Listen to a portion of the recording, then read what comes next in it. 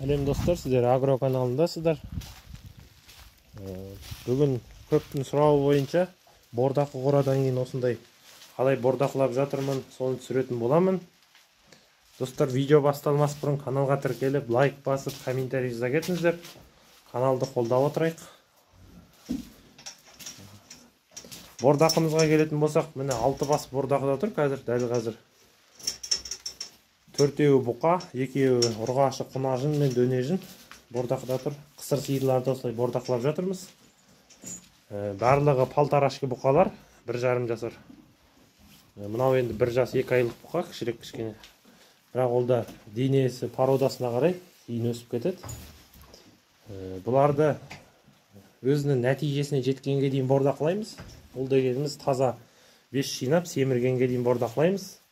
Ал бордақымызға келетін болсақ, әр бұқаның өзінің бордақылау тәсілі бар. Әр бұқаның тәбеті, жем жеуі әртүрлі болады. Сол себепті әр бұқаның бордақылау мерзімі өзіне байланысты болады. Оның қалай етті болып бордақыға кіргені барлығына қатысты болады. Бордақылап жатқанымызда осындай экспарсет жоңышқаны беріп жатырмыз. Экспарсет шөбі. Осындайдан таза кепкен экспарсет. Себебі шірік шөп бермеңіздер. Шірік шөп берсе малдың асқазаны құрайды. Сиыр малы асқазаны өте әлсіз болғандықтан кітапшасына жабысып қалып, кейін қорталмай асқазаннан көп мал кетіп жатыр. Асқазаны құрып кетеді. Сол себепті осылайынан жабайлау кішкене. Осылайынан таза кепкен экспарсет шөбін беріп жатырмыз. Шөбі осылайынан бір уақыт салынады. Каждыйына бір арқа шөп саламыз. Оны чукпен қандай мөлшерде екенін мен сіздерге айта алмаймын. Себебі бізде чук емес, анандай маяда жиналған шөп. Осылайынан салып қоямыз. Күніне бір уақыт саламыз. Таңертеңгісін келгенде жемін жейді, одан кейін шөбін саламыз. Сонымен кешке дейін сол шөпті жейді. Ертеңгі таңертеңгі дейін күніне бір уақыт беріп отырамыз шөпті. Қазір сағат 11:30. Таңертең салынған шөбі осы шөпті ертеңгі сағат таңғы 7-8-ге дейін жейді. Өстіп күйіс қайтарып жеп жатады. Таңертең жемін жеген бір уақыт 1,5 чашкіден. Ол дегеніміз 2-2,5 килограмм жем жейді. Кешкісін тағы да сондай жем береміз, 2 килограмм әрқайсына. Осылайынан бордақыланады. Жемді суға шылап береміз, себебі босқа тезегімен түсіп қалады ол жем артынан дәнінен. Сол себепті суға шылап бересіздер. Міне жем беретін ыдыстарымыз. Осы ыдысқа таяқпен араластырып шылап береміз. Келесі суына келетін болсақ, суын шелекпен береміз. Күніне бір уақыт, түскі уақытта сағат 11:30-12 арасында бір уақыт су ішеді. Осылайынан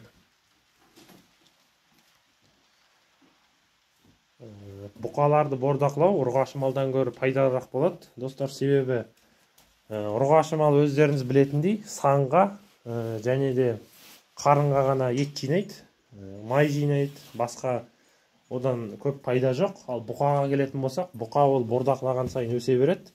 Бұқаның саны өседі, төсі өседі, кеудесі өседі, мойны өседі. Бұқа жалпайып, бойы өсе беріп, кете береді көктемге дейін өсіп. Сол себепті бұқа бордақылаңыздар, қолдарыңыздан келсе неғұрлым. Бірақ соғым уақытында бұқадан гөрі сиыр малын көп алады. Себебі сиырдың еті бұқан етіне қарағанда жұмсақ болғандықтан асып жеуге, бордақыға, той нелерге жақсы. Осы сиыр малын көп несе өтімді болып тұрады. Және де бұқалардың әртүрлі денесінің формалары болады, телосложение дейді ғой. Мысалы, мына бұқамыз мойынды бұқа болып келеді, жалпақ. Бұл көбінесе етті мойнына жинайды. Ал мынандай кейбіреулер қазақта айтады, ешкі бас бұқа дейді. Бұлар көбінесе етті қарнына жинайды. Мойынны көргендеріңіздей жіп-жіңішке, мүйізі үшкірі болады. Бұндай бұқаны бордақылаған аса тиімді емес, себебі бұлар сиыр сияқты келеді. Қарнына ғана май жинайды көбінесе. Ал мына бұқаларды келетін болсаңыздар, бұлар көбінесе мойын жинайды. Денесін өсіреді, ет көбірек береді. Бұқаның күші мойында демекші. Осы мойны жуан болып, салмақты көп береді.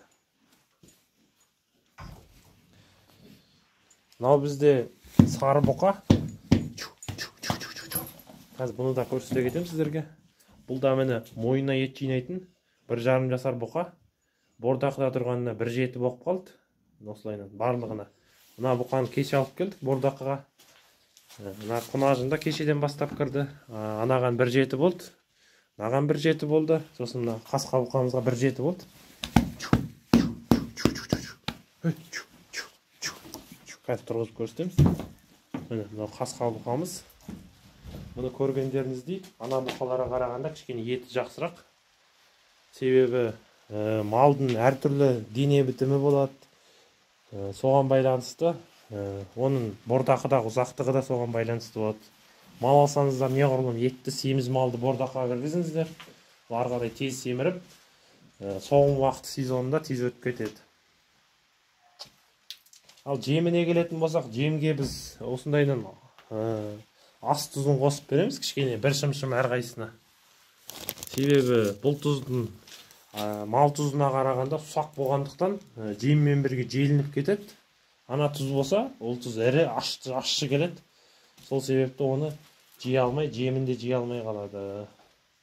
Тұзды былайынан бергеннен гөрі, солай жемге кішкене күнде қосып беріп отырсаңыздар, малдың құрамындағы йоты барлығы өз қалпында тұрып, мал сіздерде жақсы, тәбеті жақсы болып, жақсы семіріп, жақсы оналады. Достар, осындай бордақы жүріп жатыр. 6 бас бордақылап жатырмын осы орада.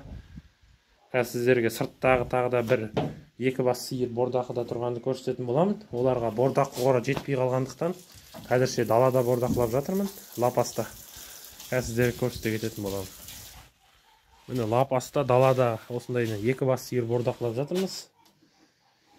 Бұлар енді үлкен сиырлар. Сол себепті далада бордақта тұр. Бұларды да кейін қораға кіргізетін боламын, бұқалардың 2-3 өткеннен кейін. Бұларда да сол барлығы бірдей бордақы. Күніне бір уақыт жоңышқасын салып қоямыз. 2 килограмм жемін жейді, тартылған бидай. Одан кейін күніне бір уақыт суын ішеді. Содан кейін астын міндетті түрде жылы ұстаңыздар. Бордақыда осы ғана міне қарапайым ережелер сақтанып, күнделікті орындап отырсаңыздар, малдарыңыз өз-ақ семіріп шыға келеді. Көптеген комментарийде жазып кетеді. Сіз андай дәрі, витаминдер бересіз бе бордақыға? Ондай ештеңке беріп көрмеппін. Себебі ондайдың тиімділігі, тиімсіздігін білмеймін. Өйткені малдарды осылайынан табиғи бордақыласам да өздері семіреді. Осындай бордақы жүріп жатыр.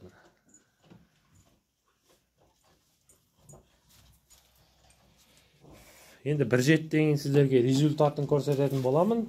1,7 деген қалай өзгерді, өздеріңіз салыстырып көрсеңіздер де болады. Міне достар. Осымен видеомыз аяқталды. Достар, видео ұнаса каналға тіркеліп, лайк басып, комментарий жаза кетіңіздер. Келесі видеода кездескенше. Сіздермен болған Агро каналы.